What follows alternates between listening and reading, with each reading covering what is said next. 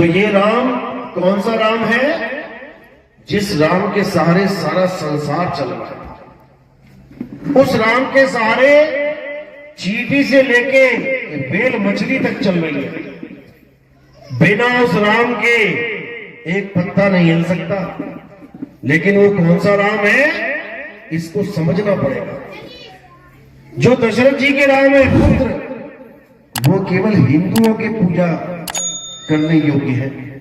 हिंदू पूजा करते हैं, मुसलमान पूजा नहीं करता उन राम की, ईसाई पूजा नहीं करता उस राम की, सिख पूजा नहीं करता उस राम की, बौद्ध और जैन धर्म वाले नहीं पूजा करते उस राम की।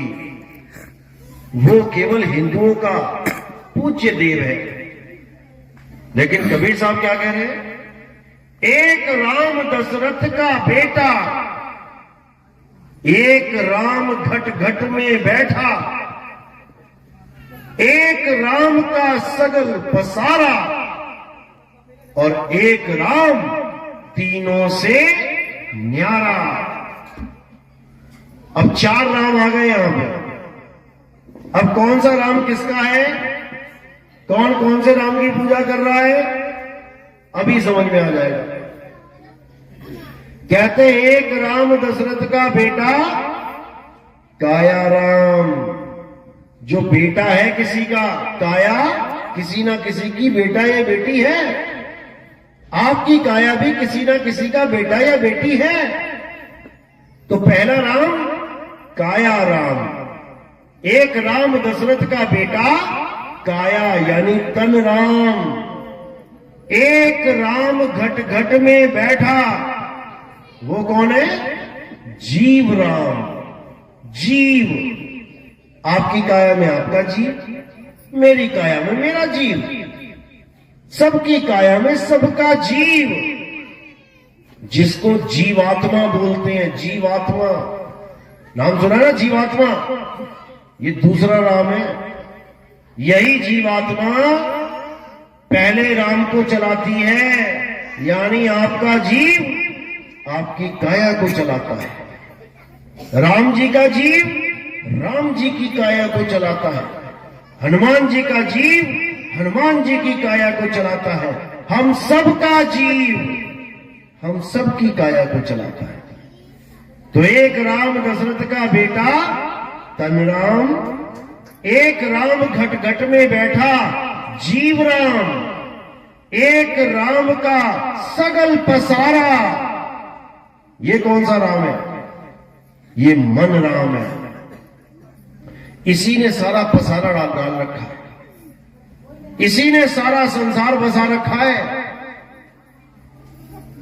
किसी का एक छोटा सा मकान है, उसके मन में संतुष्टि नहीं है, अब वो पसारा डाल रहा है। एक नहीं 2 मंजिली होना चाहिए, 2 बना लिया, 2 नहीं 3 होना चाहिए, 3 बना लिया, 3 नहीं 4 5 6 100 मंजिली बना के बैठा है। किसी का एक छोटा सा खेत था, संतुष्टि नहीं हुई, 1 से 2 करूंगा, चाहे किसी को मार के करना पड़े, लूटना खसूटना शुरू कर दिया। ज्यादा हो गया मेरे पास, और ज्यादा हो गया, और ज्यादा हो गया। ये पसारा कौन कर रहा है? तीसरा राम।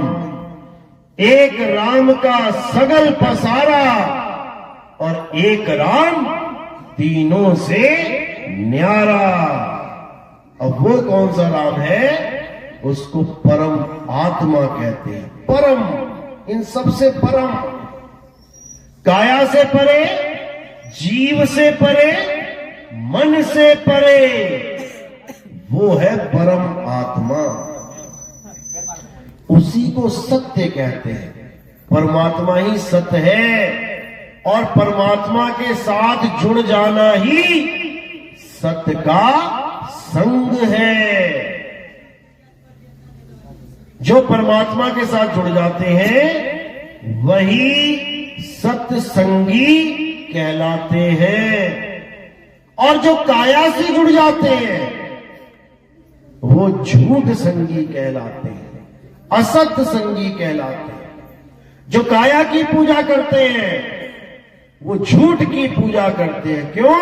हे अर्जुन, इस दुनिया में दो प्रकार के तत्व हैं, एक असत्य और एक सत्य।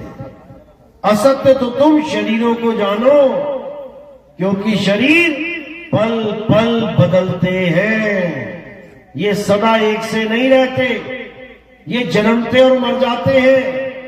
असत्य कभी एक सा नहीं रहता, वो पल पल बदल जाता है। जैसे तुम्हारी शक्ल, जब तुम पैदा हुए इतने से थे, देखते देखते देखते देखते देखते आज कितने बड़े हो गए, बाल भी सफेद हो गए, मुंह में दांत भी नहीं रहे, चमड़ी लटक गई, और ऐसा कोई दिन भी नहीं गया जब तुमने शीशा ना देखा हो। रोज देखा तुमने, जब से तुमने होश संभाला कि घर से बाहर कंघी करके निकलना चाहिए, मुंह साफ करके निकलना चाहिए, क्रीम लगा के निकलना चाहिए, पाउडर बिंदी लगा के, तब से लेके आज तक तुमने रोज शीशा देखा, लेकिन तुम माया की गति को नहीं पकड़ पाए।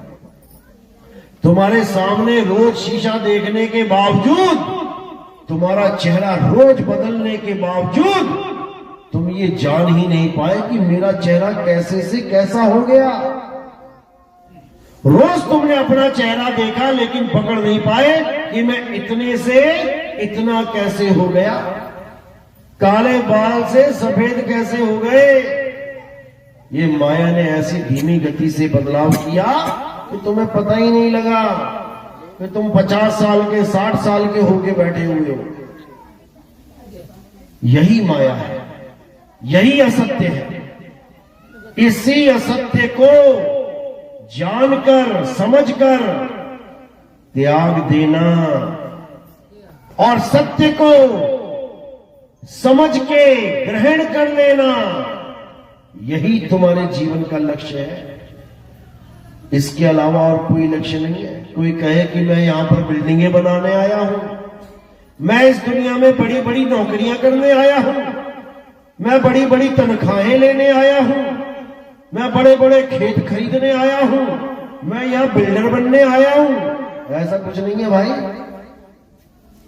किसी गलतफहमी में मत रह जाना कि ये काम करने आए हो तुम। ये तो पेट का धंधा है। कोई रिक्शा चला के पेट भर रहा है, कोई फोटोग्राफी करके पेट भर रहा है, कोई सुनियारा का काम करके पेट भर रहा है, कोई लोहार का काम करके पेट भर रहा है, कोई पुलिस वाला बन के पेट भर रहा है, कोई जज, कोई वकील, कोई डॉक्टर बन के पेट भर रहा है। केवल पेट का धंधा है, इससे ज्यादा कुछ नहीं। इस गलतफहमी में मत रहना कि मेरी जॉब छोटी है, मैं छोटा आदमी हूं, और वो बड़ी जॉब वाला वो बड़ा आदमी है, ऐसा कुछ नहीं है। दोनों को उठा के उसी एक कब्रिस्तान में ले जाया जाएगा। ऐसा नहीं है कि बड़े आदमी को बड़े वाले कब्रिस्तान में ले जाएंगे और छोटे वाले को छोटे कब्रिस्तान में, ऐसा नहीं है। बड़े से बड़ा आ जाए, छोटे से छोटा आ जाए, वही गंगा के किनारे लकड़ियों पे रखा जाएगा, वही धरती के नीचे दबाया जाएगा, चाहे करोड़पति हो, अरबपति हो, खरबपति हो। इस गलतफहमी से निकल जाओ कि यहां ज्यादा पैसा कमाना तुम्हारा जीवन का लक्ष्य है। बिल्कुल नहीं, बिल्कुल भी नहीं। जो जितना ज्यादा कमा लेगा उसकी उतनी दर्दनाक मौत होगी, याद रखना। उसकी उतनी ज्यादा टेंशन होगी कि इतना पैसा कमाया, इतना पैसा कमाया, मेरी मौत हो रही है, मैं क्या करूं, खर्च भी ना पाया, अब ये जो मैंने सारी उम्र में पैसा कमाया था अब रिश्तेदार लूट लेंगे, रिश्तेदारों के पास चला जाएगा ये सारा माल। उसकी तो और हालत खराब होने वाली है। भिखारी जाएगा, कहेगा अरे छोटी सी झोपड़ी है, चल हट, इसका भी क्या लोभ करूं। अब तो परमात्मा के पास जाने की तैयारी है और करोड़पति का सारा ध्यान उसकी माया में रह जाएगा, उसकी दुर्गति होगी। तो यही कबीर साहब समझा रहे हैं, आए हैं तो जाएंगे, राजा रंक फकीर, एक सिंहासन चढ़ चले और एक बंधे जंजीर। बस दो ही तरीके हैं तुम्हारे पास, जब शरीर छूटेगा, मौत आएगी, केवल दो तरीके हैं। क्या करना है? या तो जंजीरों में बंधे चले जाओ, पकड़ के यमदूत आएंगे, मार मार के ले जाएंगे, या फिर उस मालिक के सिंहासन पे बैठ के चले जाओ। एक सिंहासन चढ़ चले और एक बंधे जंजीर। अब इतना समझ, तो जंजीरों से कौन बंध के जाएगा? जिसके प्राण इन 9 दरवाजों में से निकलेंगे, आंख में से, कान में से, नाक में से, मुंह में से, लिंग में से, गुदा में से। जिसके यहां से निकल गए वो तो गया 84 में, उसकी तो वो हालत होगी कि वो सोच भी नहीं सकता। गली गली में खाल उतारी जाएगी उसकी, देखो बकरे खड़े हुए, मुर्गियां खड़ी हुई हैं, गर्दनों पे छुरियां चलेंगी, कोई बचाने वाला नहीं, कोई FIR नहीं, कोई रिपोर्ट नहीं, कोई रिश्तेदार नहीं बचा पाएगा, कोई पुलिस वाला, कोई जज, कोई वकील, कोई कुछ नहीं कर पाएगा। सब अपना अपना मस्त है और बकरा चौक पे खड़ा हुआ है कटने के लिए। वही दुर्गति तुम्हारी हो जाएगी। कोई बचाने वाला नहीं है, बचाने वाला है तो केवल एक है। तो साहिब कहते हैं, अरे बचना चाहो काल जाल से तो चीनो शब्द हमारा, और कहे कबीर अमर कर राखूं जो निज होए हमारा। अमर करके रखूंगा उसे जो 100% मेरा हो जाए। मेरा हो जाए मतलब मेरी बातों को मान ले, मेरी बात को समझ ले, मेरे ज्ञान को अपना ले, फिर वो काल जाल से छूट जाएगा। नहीं तो बड़े बड़े ऋषि मुनि पीर पैगंबर इसी काल के जाल में उलझे फिरे, काल से कोई बच नहीं पाया। तो साहिब यही समझा रहे हैं कि जिस देश को, जिस धरती को, आसमान को तुम ये मान के बैठे हो कि मेरे भगवान ने बनाया, मेरे परमात्मा ने बनाया, मेरे लिए बनाया, भूल जाओ, इस गलत फहमी में मत रहो। ये धरती हमारे परमात्मा की नहीं है। किसने बनाई ये धरती, ये आसमान, ये सूरज चांद सितारे? साहिब समझा रहे हैं, अरे 3 लोक एक जेल है, पाप पुण्य 2 जाल, सारा जग भोजन बना, खाने वाला काल। ये सारा जग भोजन है। जैसे तुम खेतों में लगा दो गाजर मूली, तुम ही लगा रहे हो, और उखाड़ने कौन जा रहा है? तुम ही जा रहे हो। जिसने ये खेत सजाया है वही उसको उजाड़ने जाता है। तुमने फसल लगाई गेहूं की, बड़ी अच्छी बात है, लगा दी, लहला रही है, अच्छी बात है, पक गई, अच्छी बात है। अब काटने भी तुम ही जा रहे हो। यानी जिसने ये खेत बसाया है 3 लोक रूपी, वही इसको खा रहा है और किसी को समझ भी नहीं आ रहा है। तुम्हारे सामने खा रहा है और तुमने देखा भी है उसको खाते हुए। तुमने काल को देखा है? किसी ने काल को देखा आज तक? किसी ने उस काल को देखा जो सारी दुनिया को खा रहा है? नहीं देखा। महाभारत में गीता देख लेना YouTube पे, उसमें देख लेना कृष्ण जी का विराट रूप। जब तुम विराट रूप देखोगे तो क्या देखोगे? 6 फुट के कृष्ण जी 1000 लाख करोड़ फुट के हो गए, बड़े बड़े बड़े बड़े अनंतों शरीर उनके साथ लग गए। कृष्ण जी तो एक थे ना, तो ये बाकी कौन खड़े हो गए साथ में? इतने सारे शरीर खड़े हो गए कि अर्जुन हाथ जोड़ के कांपने लगा, प्रभु मेरी हालत खराब हो रही है, ये कौन हो आप? तब उस काल ने अपने बड़े बड़े जबड़े खोले और एक तरफ से सारी दुनिया के लोग उसके मुंह में जाने लगे। देखा कि नहीं देखा? देखा है ना? आगे याद आ जाएगा, धीरे धीरे आएगा। तो एक तरफ से उसके मुंह में जाने लगे, एक तरफ सबको चबाने लगा। तुम्हारी मां, तुम्हारा बाप, तुम्हारे बच्चे, तुम्हारी बहन, तुम्हारे पड़ोसी, तुम्हारे गांव वाले, तुम्हारे शहर वाले, तुम्हारे देश वाले, तुम्हारे संसार के जितने भी लोग हैं, सब उसके मुंह में जाने लगे और सबके सिरों को चूरा बना बना के वो चबाता रहा। अर्जुन कहता, महाराज सारे संसार के लोग, कोई भाई है ही नहीं, यहां द्रौपदी है ही नहीं, ये कहां चले गए? तो यमराज उनको नरक में लेके गया। कहता, ये बैठे तुम्हारे भाई नरक में, अर्जुन नरक में, नकुल सारे नरक में, भीम, सहदेव सारे नरक में, द्रौपदी नरक में बैठे। दिमाग चकरा गया, ये क्या हो गया? क्यों नरक में बैठे हैं? इसकी कहानी आपको कभी और सुनाई। और जब कौरवों को देखा तो सारे स्वर्ग में बैठे थे, अब ये स्वर्ग में क्यों बैठे हैं, इसकी भी कहानी कभी और सुनाई। तो काल कौन है? वही काल है जो सारे संसार को खाता है, और कह के खाता है, बता के खाता है, और तुमसे गवाता भी है। तुम गाते भी हो, मारने वाला है भगवान, गा रहे हो ना, बचाने वाला है भगवान। बताओ, एक ही आदमी मार भी रहा है, बचा भी रहा है, तो ये क्या खेल चल रहा है भाई? हमने तो ये सुना था कि मारने वाले से बचाने वाला बड़ा होता है, हमने तो ये सुना था। यहां तो कहानी कुछ और चल रही है। खुद ही बस्ती में आग लगा दो और खुद ही पाइप लेके पहुंच जाओ, खुद ही लोगों के तेजाब फेंक दो और खुद ही मलहम लगाओ। इतना बड़ा धोखा इस जीव के साथ।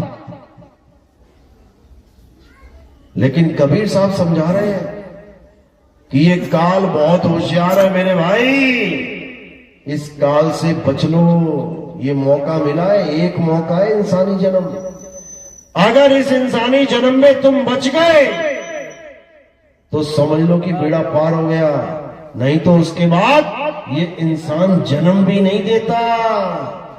84 लाख बार घुमाएगा तुम्हें कुत्ता बिल्ली बना के मुंह में जा रहे हैं। सारी कौरवों की सेना आपके मुंह में जा रही है, यहां तक कि हमारे बड़े बड़े योद्धा वो भी आपके मुंह में जा रहे हैं। इन्हें तो छोड़ दो, ये तो सत्य के लिए खड़े हैं, ये तो धर्म का युद्ध कर रहे हैं, अधर्म से लड़ रहे हैं, इन्हें तो छोड़ दो। तो क्या बोला उन्होंने? हे अर्जुन, तुम 5 के अलावा सब मारे जाएंगे, सब। तो क्या 5 बच गए? गली गली में तुम्हें सुअर, बिल्ली, कुत्ता, नाली का कीड़ा बना के घुमाएगा। ये मत सोचना कि तुम्हें बार बार इंसान बना देगा। इंसान बनाने से तो इसकी हालत खराब हो जाती है, डर जाता है। इसीलिए 84 लाख के बाद एक बार इंसान जन्म मिलता है। इतनी क्या प्रॉब्लम है भैया कि एक ही बार इंसान बना रहे हो? बना दो 84 लाख में कम से कम 50-60 हजार बार, क्या चला जाएगा तुम्हारा? क्यों 84 लाख के बाद एक बार इंसान बनाया जा रहा है? क्योंकि इसको पता है कि जो इंसान बन गया तो कबीर साहब कहीं ना कहीं से आके ज्ञान समझा देंगे उसको, और वो निकलने की तैयारी कर लेगा। मेरे जीव, मेरे तो नहीं कहूंगा, परमात्मा के जीव एक एक करके निकल जाएंगे तो मेरी दुनिया खाली हो जाएगी। ये काल भगवान की सोच है। एक एक जीव के लिए वो पूरी जान लगा देता है लड़ने में। अभी तुम्हें नहीं पता इस काल भगवान के बारे में। ये काल कौन है तुम्हें पता है? ये काल ब्रह्मा, विष्णु और महेश जी के पिताजी हैं। पिताजी कृष्ण मत समझ लेना उसको कि वो कृष्ण जी थे गीता में। कृष्ण तो एक है, और कृष्ण जी तो लहसुन प्याज भी नहीं खाते, क्योंकि कृष्ण जी के भगत भी नहीं खाते, और वो इंसान को खा रहा है। कुछ तो अलग होगा, इसीलिए उसका नाम काल रखा गया है। कालों का काल महाकाल।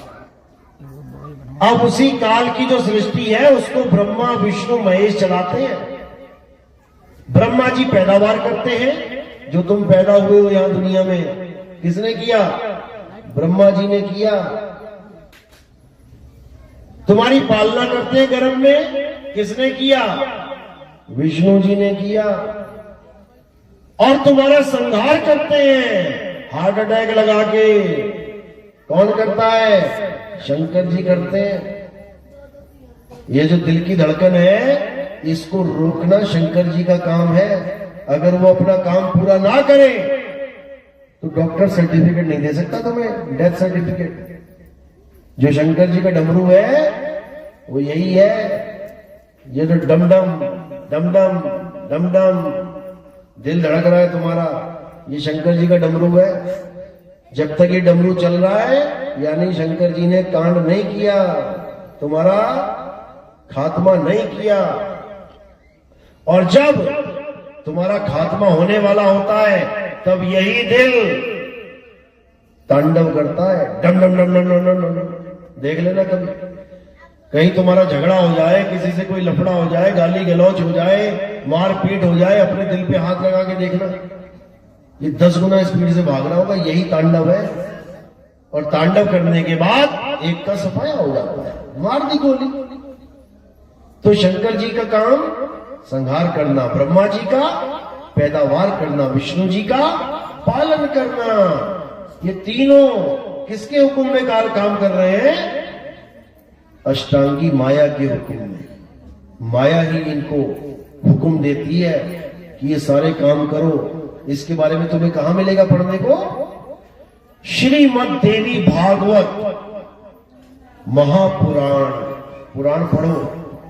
श्रीमद् देवी भागवत महापुराण में जब तुम पढ़ोगे तब तुम्हें समझ में आएगा कि माता ही ब्रह्मा विष्णु महेश को पैदा करती है और तीनों की ड्यूटी लगा देती है कि ब्रह्मा तू ये काम करेगा, विष्णु तू ये काम करेगा, शंकर तू ये काम करेगा।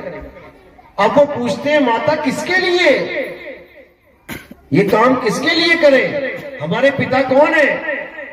तो पिता के बारे में सारा ज्ञान छुपा लेती है। कहती है मैं ही हूं पिता और माता, मैं ही हूं तेरा पिता और माता।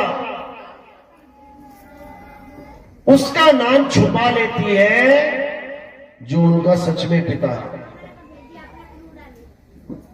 कौन है वो? अलख निरंजन। अलख निरंजन ही ब्रह्मा विष्णु महेश के पिताजी हैं। नाम तुमने जरूर सुना होगा जीवन में कभी ना कभी, एक बार तो सुना होगा। किस किस ने सुना है? ये हाथ खड़ा करोगे ना अपने पूरे जीवन में। अलख निरंजन सबने सुना होगा, ऐसा कोई है ही नहीं जिसने नहीं सुना होगा। लेकिन कोई जानता नहीं इसको। जैसे ब्रह्मा विष्णु महेश जी का नाम आपने सुना है हजारों बार, ऐसे ही अलख निरंजन का भी नाम आपने जरूर सुना होगा, लेकिन इसकी जानकारी देने वाला कोई है ही नहीं, कोई बताने वाला नहीं है कि ये ब्रह्मा विष्णु महेश के पिताजी हैं। और यही काल है। तुम्हारा बेटा मर गया, कहां गया? काल के मुंह में चला गया। तुम्हारे पापा मर गए, कहां गए? काल के मुंह में चले गए। जितने लोग मर रहे हैं सब काल के मुंह में जा रहे हैं, क्योंकि उसका काम ही यही है, पैदावार करवाना और खाना। अब कबीर साहब समझा रहे हैं कि इस काल निरंजन से अगर तुम बचना चाहते हो तो एक ही तरीका है। ये सब कुछ खा सकता है जो तुम्हें आंखों से दिखाई दे रहा है, ये सब कुछ खा सकता है, ये मुंह में ही लेके बैठा हुआ है। ये सारी सृष्टि मुंह में लेके बैठा हुआ है। हर चीज का खात्मा कर सकता है, एक चीज खत्म नहीं कर सकता है, और वो क्या है? आत्मा, ये आत्मा को नहीं मार सकता, बल्कि ये बताता भी है कि आत्मा को कोई नहीं मार सकता, आत्मा अमर है, अजर, अविनाशी। लेकिन बताने के बाद भी कोई समझ नहीं पाता इस बात को। अब और कुछ नहीं करना है, इसी आत्मा के ज्ञान को समझना है। क्या होती है आत्मा और क्या होता है शरीर, क्या होता है मन और क्या होता है जीव, अच्छी तरह समझना। ये चारों राम की कहानी यही है। हर शरीर, जो भी आप लोग बैठे हैं, चारों राम आपके पास है, बस आप पहचान लो उनको। ये जो पहला राम है, ये शरीर है जिसकी तुम फोटो फेसबुक पे डालते हो, व्हाट्सएप पे स्टेटस लगाते हो। तुम पहले राम की महिमा गा रहे हो।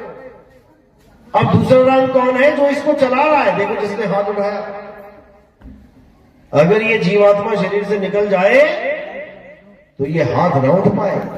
इसका मतलब दूसरा राम बैठा है बीच ही में। हो गए दो राम। अब तीसरा राम कौन है?